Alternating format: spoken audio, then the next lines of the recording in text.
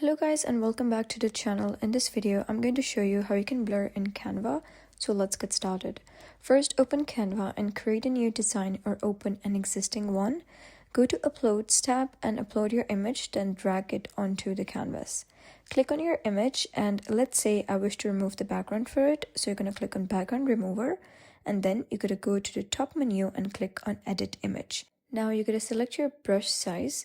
For adding a blur, you're going to click on Add Blur and then you can select your brush size and intensity and simply brush on the area that you wish to blur. If you don't like an area to be blurred, you can simply remove that by clicking on Remove. Once done, you'll be able to see that specific area blurred right in front of you. If you wish to blur the whole image, you can simply click on Whole Image and the complete image will be blurred. And that's basically how you can blur in Canva. If you found this guide helpful, please consider subscribing and leaving a like. It really helps me out and I'll see you next time.